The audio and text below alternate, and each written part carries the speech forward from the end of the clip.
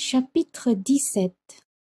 Arrivée de Candide et de son valet au pays d'Eldorado et ce qu'ils y virent. Quand ils furent aux frontières des Oreillons, « Vous voyez, dit Cacambo à Candide, que cet hémisphère-ci ne vaut pas mieux que l'autre. Croyez-moi, retournons en Europe par le plus court chemin. » « Comment y retourner, dit Candide, et où aller? Si je vais dans mon pays, les Bulgares et les Avars y égorgent tout.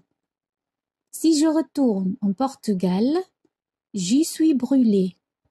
Si nous restons dans ce pays-ci, nous risquons à tout moment d'être mis en broche.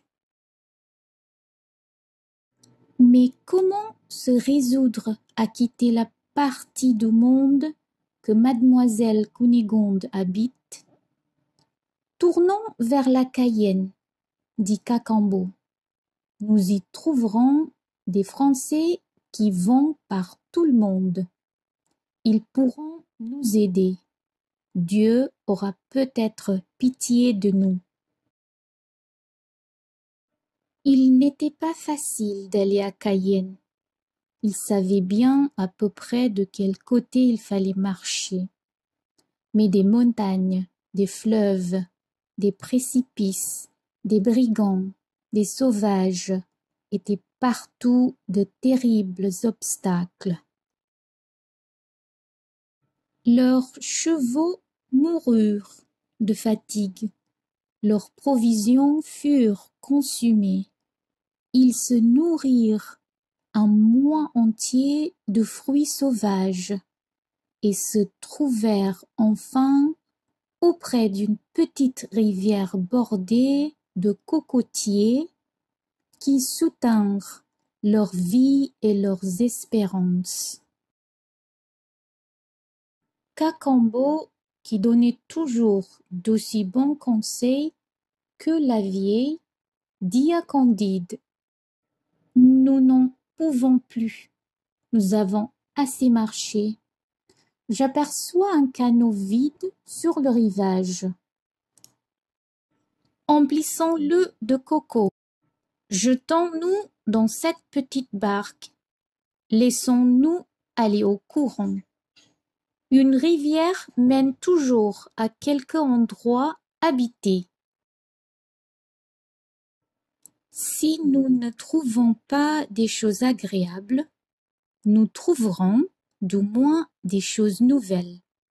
Allons, dit Candide, recommandons-nous à la Providence.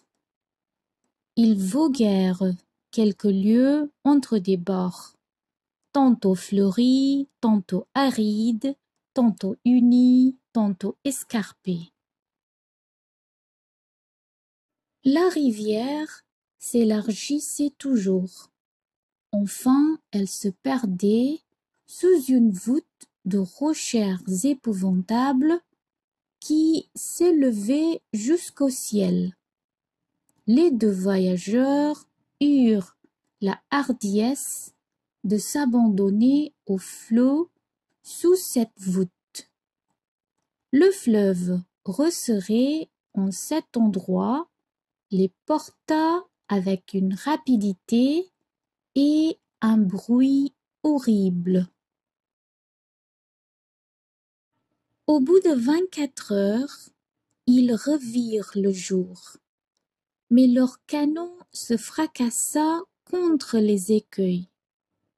Il fallut se traîner de rocher en rocher pendant une lieue entière.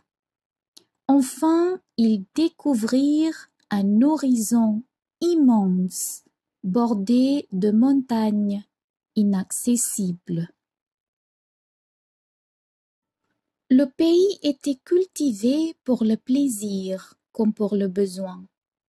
Partout l'utile était agréable. Les chemins étaient couverts ou plutôt ornée de voitures d'une forme et d'une matière brillante, portant des hommes et des femmes d'une beauté singulière, traînés rapidement par de gros moutons rouges qui surpassaient en vitesse les plus beaux chevaux d'Andalousie, de Tétouan et de Méquinez. Voilà pourtant, dit Candide, un pays qui vaut mieux que la Westphalie. Il mit pied à terre avec Cacambo auprès du premier village qu'il rencontra. Quelques enfants du village, couverts de brocarts d'or tout déchirés, jouaient au palais à l'entrée du bourg. Nos deux hommes de l'autre monde s'amusèrent à les regarder. Leur palais était d'assez larges pièces rondes, jaunes, rouges, vertes, qui jetaient un éclat singulier. Il prit envie aux voyageurs d'en ramasser quelques-uns. C'était de l'or, c'était des émeraudes, des rubis, dont le moindre aurait été le plus grand ornement du trône du Mogol. Sans doute, dit Cacambo, ces enfants sont les fils du roi du pays qui jouent au petit palais. Le magister du village parut dans ce moment pour les faire entrer à l'école. Voilà, dit Candide, le précepteur de la famille royale. Les petits gueux quittèrent aussitôt le jeu, en laissant à terre leur palais et tout ce qui avait servi à leur divertissement. Candide les ramasse, court au précepteur et les lui présente humblement, lui faisant entendre par signes que leurs altesses royales avaient oublié leur or et leurs pierreries.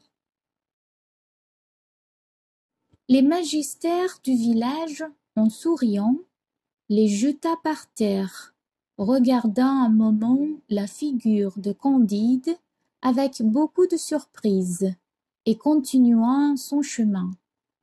Les voyageurs ne manquèrent pas de ramasser l'or, les rubis et les émeraudes. « Où sommes-nous » s'écria Candide. « Il faut que les enfants des rois de ce pays soient bien élevés, puisqu'on leur apprend à mépriser l'or et les pierreries. » Cacambo était aussi surpris que Candide.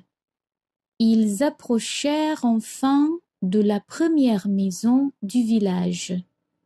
Elle était bâtie comme un palais d'Europe. Une foule de monde s'empressait à la porte, et encore plus dans le logis, une musique très agréable se faisait entendre et une odeur délicieuse de cuisine se faisait sentir. Cacambo s'approcha de la porte et entendit qu'on parlait péruvien. C'était sa langue maternelle, car tout le monde sait que Cacambo était né au Tucumán, dans un village où l'on ne connaissait que cette langue. « Je vous servirai d'interprète, dit-il à Candide. Entrons, c'est ici un cabaret. » Aussitôt 2 garçons et 2 filles de l'hôtellerie, vêtus de drap d'or et les cheveux renoués avec des rubans, les invitent à se mettre à la table de l'hôte. On servit 4 potages garnis, chacun de 2 perroquets, un contour bouilli qui pesait 200 livres, 2 singes rôtis d'un goût excellent, 300 colibris dans un plat et 600 oiseaux-mouches dans un autre, des ragoûts exquis, des pâtisseries délicieuses, le tout dans des plats d'une espèce de cristal de roche. Les garçons et les filles de l'hôtellerie versaient plusieurs liqueurs faites de canne de sucre. Les convives étaient pour la plupart des marchands et des voituriers, tous d'une politesse extrême, qui firent quelques questions à Cacambo avec la discrétion la plus circonspecte et qui répondirent aux siennes d'une manière à le satisfaire. Quand le repas fut fini, Cacambo crut, ainsi que Candide, bien payer son écho en jetant sur la table de l'hôte 2 de ces larges pièces d'or qu'il avait ramassées. L'hôte et l'hôtesse éclatèrent de rire et se tinrent longtemps les côtés. Enfin, ils se remirent. « Messieurs, dit l'hôte, nous voyons bien que vous êtes des étrangers. Nous ne nous sommes pas accoutumés à en voir. Pardonnez-nous si nous nous sommes mis à rire quand vous nous avez offert en paiement les cailloux de nos grands chemins. Vous n'avez pas sans doute de la monnaie du pays, mais il n'est pas nécessaire d'en avoir pour dîner ici. Toutes les hôtelleries établies pour la commodité du commerce sont payées par le gouvernement. Vous avez fait mauvaise chère ici, parce que c'est un pauvre village, mais partout ailleurs, vous serez reçus comme vous méritez de l'être. Cacambo expliquait à Candide tous les discours de l'hôte, et Candide les écoutait avec la même admiration et le même égarement que son ami Cacambo les rendait. « Quel est donc ce pays, disait-il l'un et l'autre, inconnu à tout le reste de la terre, et où toute la nature est d'une espèce si différente de la nôtre. C'est probablement le pays où tout va bien, car il faut absolument qu'il y en ait un de cette espèce. Et quoi qu'en dit maître Pangloss, je me suis souvent aperçu que tout allait assez mal en Westphalie.